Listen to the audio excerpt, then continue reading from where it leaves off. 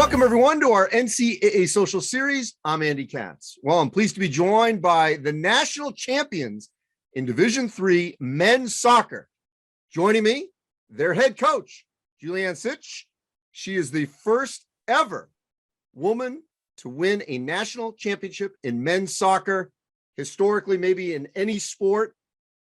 Joining us as well, senior team captain, Richard Gillespie. The victory came with a 2-0 win over Williams in the NCAA Division III final. First off, congratulations to the two of you and the entire University of Chicago team. Julianne, let's first deal with the actual championship run. How'd you guys get it done? Yeah, obviously incredible work from the players, from day one, dedicated, putting the best foot forward every single day and always pushing our standard and stuff from there. So I would say everything goes to the players with that. They've been consistent throughout the season, day in, day out, their competitive drive. This team has been there in the past. So I think just that hunger and the hunger mentality that they have wanted to be back into this spot and to win that national championship. I think that was a huge part for them of coming in this year and wanting to get the job done. So Richard, when you think back on this championship run, what stands out to you as to why you guys were able to get it done? I think it really comes down to just the commitment of this team. And I think it starts from where we've been in the past. We've had some successful seasons. Leading up to this season, we went to the Final Four last year and lost in double overtime. So we got a taste of the championship there. And then coming into this year, we just knew we wanted to come in shape, and we knew that we had the talent to get it done. And we just had to work hard. And I think the team did a really good job of just coming together, integrating the freshman class really well, and just sticking with it throughout the season, and led us to where we are today. So, Julianne, your resume speaks for itself. This should not be a novelty, but unfortunately it is, but hopefully it won't be for long. You were hired in April of 2022 after an illustrious career as a college and professional soccer player. In pursuing this job, why did you think you would be a great fit? I think just knowing the University of Chicago, I was there on the women's side for a couple years and had followed the men's program, knew a lot of the former players during my time when I was there on the women's side. I know what the program is about. I think the previous coaching staffs have laid a great foundation. I knew what the culture was about. I knew what they were trying to achieve. And I really, really enjoyed my time working with the student athletes at U Chicago. And so when this, opportunity came available, it was, a no-brainer to want to pursue it, because I knew the grittiness, the blue collar, the hardworking student athletes that we have, and wanting them to push to go after something. I felt that some of the things that I've learned throughout my career, my playing career, had been in different positions and different championships. Hopefully I thought that some of the things that I had could help. But at the same time, I'm sure you thought that there potentially could be some obstacles because, the basic question is, would they hire a woman? Why did you think University of Chicago would do it? I think, I actually think Richard said this in one of his interviews. So Rich, I might be stealing your quote here, but University of Chicago is it's a forward thinking university, right? Like they want to hire the best people and the best positions. And, huge credit to Angie Terrain, who took a potential chance to hire a female for this position. So, again, I think University of Chicago, it goes to them, right? They are forward thinking. They want to make a change. And for them, they just want the best in that position. Richard, as I said, I could run down, her resume, as a collegiate player, as a professional player, obviously, she's done it all on the pitch. When you had heard, and obviously she'd been there before on the women's side, but when you heard that they potentially could hire a woman to lead this men's team, what was your initial reaction? I think initially, people weren't 100% sold on the idea, but I was a part of the search committee, so I got to speak with Sitch. And the moment you get on the phone and speak with her, like, she just popped off the paper and just did an incredible job. And we were all so excited after that initial meeting, and we'd heard so many good things about her from past coaches, and just different people. So initially, I guess there was a tiny bit of uncertainty. What were the reservations? I don't really know why there were reservations. I think it was just the fact that there isn't historical data that has proven success. But looking back on it, it was silly to even have any type of reservations in the first place. And the university obviously made the correct decision, and Sitch has been awesome, and getting to know her as a person and as a coach has just been an awesome experience. Julianne, I mean, there are so many high profile men coaching women in basketball, volleyball, softball, but especially basketball and volleyball. Why should there even be a question that a high-level professional soccer player couldn't coach men? I think that it's just where it's been, right? It's not something that a lot of people see. It's not even in like the club world as much, where young boys are being exposed to females.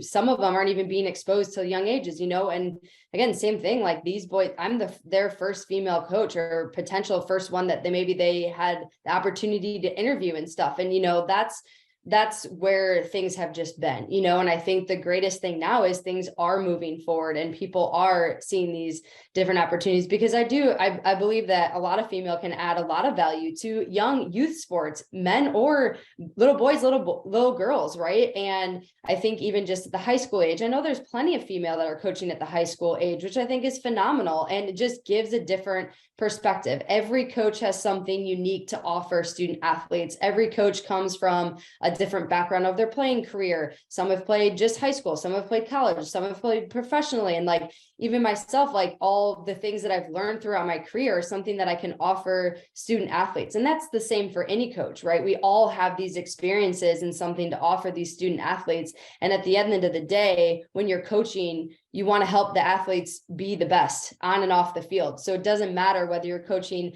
men or women, you're coaching the athletes that you should be wanting to help and, inspire them to be at their best. So, I'm hoping that things will continue to move forward with that.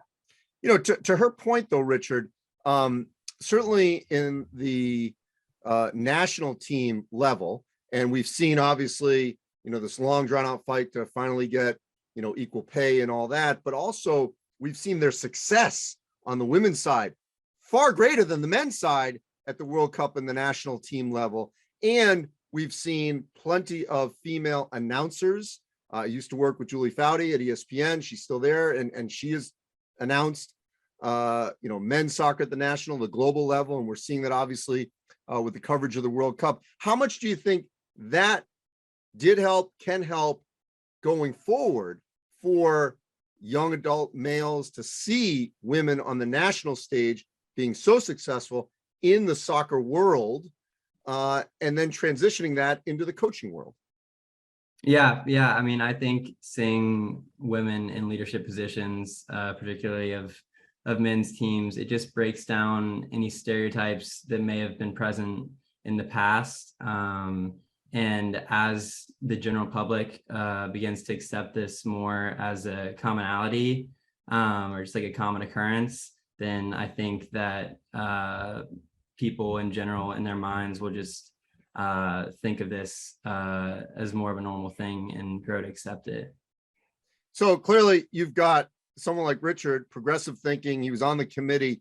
But take me back, Julianne, to that first meeting when and I would think it'd be human nature to have some nerves. You're going into this meeting, you're meeting your team, all male, and you are their leader. As a soccer coach, still you're a female leading them. What were you feeling going into that meeting about how you were going to handle that? Yeah, be myself, just to be myself. And, I know that I was going to be their first female coach that they had ever had. And, I never had a doubt that I would get any pushback or pullback from them. I think the previous staff and my current assistant who has been a part of that staff, the culture that they have laid of the foundation and the student athletes. I mean, these guys are phenomenal. They are incredible humans. And I never for a doubt thought that I was going to have any pushback, and I didn't. And that is the biggest thing that I speak about a lot is I know I'm the first coach, and I know I'm the first woman that my assistant has had to work with. And, they stepped into that room and they embraced me, and I've never had a pushback. I've had nothing but support. They've been absolutely incredible. And for that, I'm very blessed. It's one of the biggest things I speak about, that this team is, embraced me, and it's been just what a season, an enjoyable ride. And again, I'm blessed and thankful for that. What about your peers, other coaches, other teams? Yeah. I think at first, on a recruiting trail, I was the only female at a boys sporting event coaching on the sideline, after that moment, never. I've had so many, coaches that we've played against, outreach, just phenomenal. I've never felt anything different. Fortunate, I've made a lot of really cool friends on the recruiting trail, and a lot of, coaches now that I can hang out with and call my friend. And, that's awesome. And I think that's the other thing in all of this that I hope people can just take away is, again, everyone has a journey. Everyone's on a path. We're all out here to coach athletes and have them be at their best. And everyone, I think if we actually supported each other a lot more, I think everyone can continue to grow and learn and develop. And I think really at the end of the day, that's what it's about, right? Everyone wants to be at their best. So we should be pushing and supporting everybody to want to be at their best. What about the parents when you're recruiting? Phenomenal. I've never have had any sort of concerns whatsoever. It's been nothing but, support, 100% support. So look, Richard, we got data, and the data shows you won a championship. So there should be no question. Not that you have to do that. That shouldn't have to be the bar, but still, now as more of an ambassador, an advocate, what would you tell recruits coming up if they had any questions about playing for a female coach? I think I would just tell them that it's no different than playing for a male coach. Coach's job is to lead the team and find a way to make us victorious. And Sitch obviously did that every single game except for one tie this year. So I would probably let that speak for itself and shut down any reservations that a potential recruit had right away. So her leadership, though, the Sitch mindset, if I've got that right, what is it? Yeah, Sitch mindset, that was something that one of our teammates kind of said in a press conference, but the big term is the champion mindset. And that's what Sitch has posted on stickers and given to us. And she's really ingrained that into us. And it's the idea that you want to go out and just conquer everything, give everything your all, no matter if you're on the soccer field, in the classroom, in a social setting. You just want to put your best foot forward and always give your 110%. And I think we showed that on the field, and that's what ultimately contributed to this awesome season. And where'd that come from, Julianne? Yeah, it's come from, I can't take full credit from it because obviously there's a lot of people that have a champion mindset or books and different things out there. But, I'm a huge nerd in terms of quotes and just different sayings or different things, obviously think positive behind me, just like that type of stuff. And, it's something that I've just lived by, and again, like Rich is saying, like, it's not about champion mindset doesn't equate to just championships, right? It's about being the best every single day. The biggest thing that you can control is your attitude. How are you going to show up, right? Every day you wake up, you get a decision to make the day the best day that you want it, right? We all know that you're not 100% every single day, right? We understand life happens, things are happening, but can you bring your best self forward? And what does that look like? And being grateful for things every day. I think it's easy to get into some traps sometimes where like, oh, the day is ruined, right? One thing happens and now our day is all ruined. Well, the day is not ruined. What's one great thing that happened? What's a win for the day? And so it really is about, just being a champion. Let's be our best and let's go after the things that we want to go after. Let's dream big. Let's do them. And I think that's the greatest thing this team has done since day one.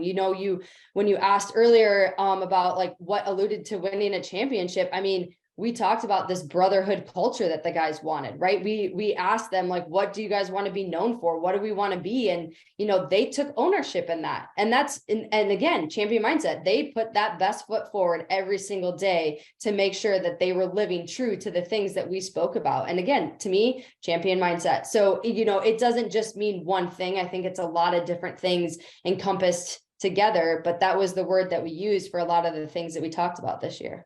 Hey, one last thing before we wrap. We've seen this in a lot of different sports. High-level athletes doesn't always translate to good coaching.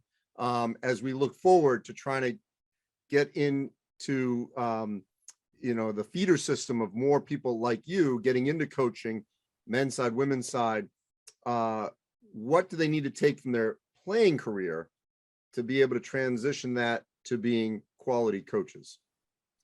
Yeah, well, I think there's a lot of different layers to coaching, right?